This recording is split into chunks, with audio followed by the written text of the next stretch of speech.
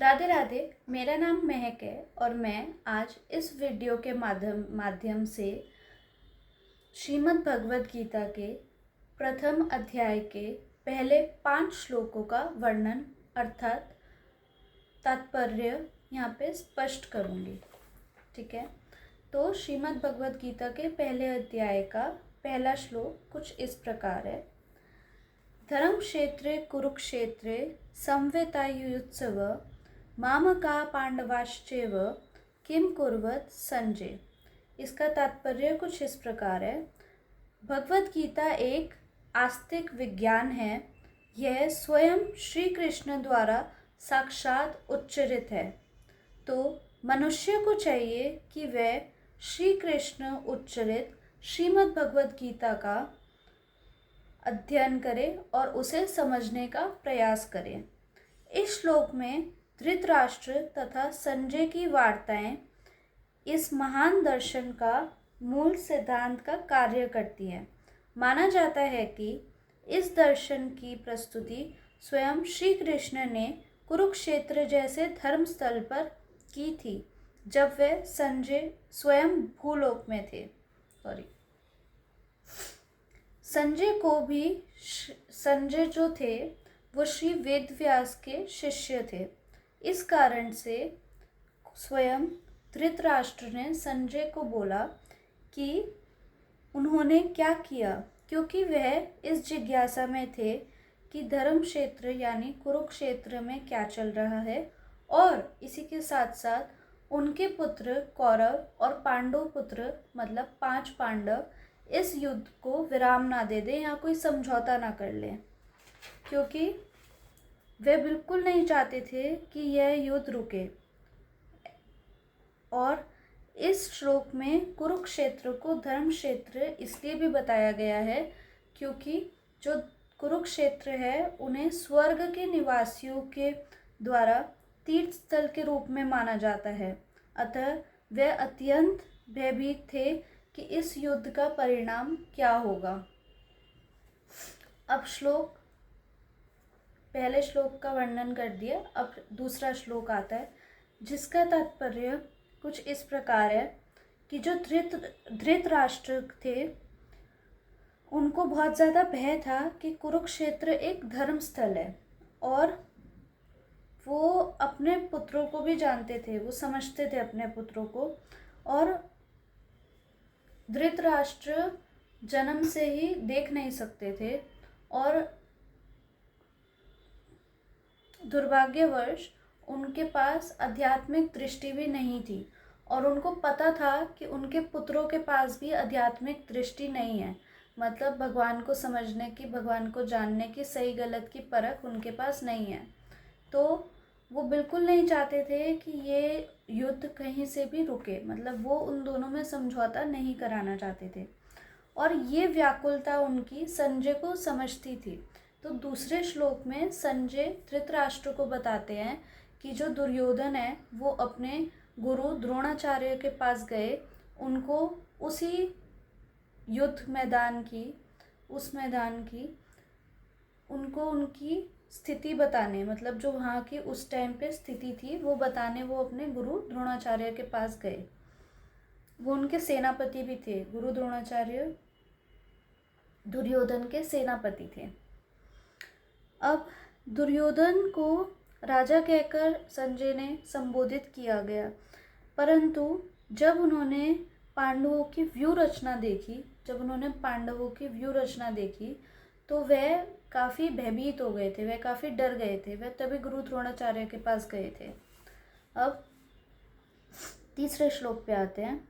पश्यताम पांडुपुत्राणाम आचार्य महतिम चमुम व्युडाम द्रुपदपुत्रेण तव शिष्येण धीमता। अब ये तीसरा श्लोक है। ठीक है, इसमें क्या होता है, जो पांडुपुत्र अर्जुन की पत्नी होती हैं द्रौपदी, है ना, उनके जो पिता होते हैं राजा द्रुपद, वह और गुरु द्रोणाचार्य के बीच में कुछ सही संबंध नहीं थे। उनके बीच में राजनीतिक झगड़ा था। इस झगड़े के फलस्वरूप द्रुपद ने काफ़ी ज़्यादा यज्ञ किए थे, महान यज्ञ किए थे, और उन महान यज्ञों के चलते जब वो महान यज्ञ संपन्न हुए तो राजा द्रुपद को एक पुत्र की प्राप्ति हुई, जो पुत्र गुरु द्रोणाचार्य का वध कर सकते थे। ठीक है, और उन पुत्र का नाम मैं अभी बताऊंगी आपको, वध कर सकते थे। उनका नाम धृष्टद्युम्न था, धृष्टद्युम्न उनका नाम था, जिनको द्रोणाचार्य के पास ही शिक्षा प्राप्त हुई थी। ये बात जानते हुए भी, ये बात द्रोणाचार्य को पता थी कि जो राजा द्रुपद के ये पुत्र हैं, उनके पुत्र के द्वारा ही उनका वध होगा, तभी भी, और उनके पास वो वरदान है, तब भी गुरु द्रोणाचार्य ने उनको अपनी शिक्षा, जो वो शिक्षा लेने आए थे, एक गुरु के द्वारा अपने शिष्य को उन्होंने पूरी शिक्षा प्रदान की थी, जिनको उनसे शिक्षा प्राप्त हुई थी। गुरु द्रोणाचार्य को, ऐसे मैंने बोला, गुरु द्रोणाचार्य को इस बात का ज्ञान था कि वो उनका वध करने के लिए हैं। ठीक है, उन्होंने कोई झिझक नहीं करी उनको शिक्षा प्रदान करने में। धृष्टद्युम्न युद्ध में पांडवों की तरफ से थे, मतलब वो पांडवों के पक्ष में थे। अपने ही गुरु की दी हुई शिक्षा से व्यू रचना की थी उन्होंने। धृष्टद्युम्न ने अपने ही गुरु की दी हुई शिक्षा से वो व्यू रचना की थी, जिस व्यू रचना से डर के जो दुर्योधन था वो भागता हुआ उनके पास गया था, अपने सेनापति के पास, सेनापति के पास, नाम भूल गई, गुरु द्रोणाचार्य के पास गए थे दुर्योधन, इसी वजह से, क्योंकि उन्होंने वो व्यू रचना देखी, और वो व्यू रचना किसने बनाई थी? धृष्टद्युम्न ने, जो कि गुरु द्रोणाचार्य के ही शिष्य थे। ठीक है, अब इसके बाद क्या होता है कि इसलिए दुर्योधन ने उनको, गुरु द्रोणाचार्य को, ये इस वो उन्होंने उनको उनकी दुर्बलता की तरह उन्हें वो इंगित किया, मतलब उन्होंने वो उनके एज अ दुर्बलता वो कर दी कि ये आपकी एक दुर्बलता है, जिससे वे युद्ध में सजग रहें और समझौता ना करें। वे केवल उससे, बल्कि पांडु पुत्रों के प्रति वे उदारता ना दिखाएं। इस कारण से उन्हें चेतावनी भी दी गई कि युद्ध में इस प्रकार की उदारता से हार भी हो सकती है। अब तीसरा श्लोक हो गया, चौथे श्लोक पे आते हैं। चौथे श्लोक कुछ इस प्रकार है। अज शूरा महेशवासा भीमा अर्जुन समायुधि युयुधानो विराटश्च द्रुपदश्च महारथ। इसका यह तात्पर्य है, यद्यपि युद्ध कला में द्रोणाचार्य की महान शक्ति के समक्ष धृष्टद्युम्न महत्वपूर्ण बाधक नहीं था, ये दुर्योधन बोल रहे थे, किंतु ऐसे अनेक योद्धा थे जिनसे भय था। दुर्योधन इन्हें विजय पथ में अत्यंत बाधक बताता है, क्योंकि इनमें से प्रत्येक योद्धा भीम तथा अर्जुन के समान ताकतवर थे। मतलब जो पांडवों की तरफ जो योद्धा थे, वो भीम और अर्जुन जितने ताकतवर और बलशाली थे, ये सारे योद्धा भी उतने ही ताकतवर और बलशाली थे। ये दुर्योधन कह रहा था कि ये उसका डर था कि सिर्फ धृष्टद्युम्न ही नहीं, ऐसे बहुत सारे योद्धा हैं जो बहुत ज़्यादा ताकतवर और बलशाली हैं।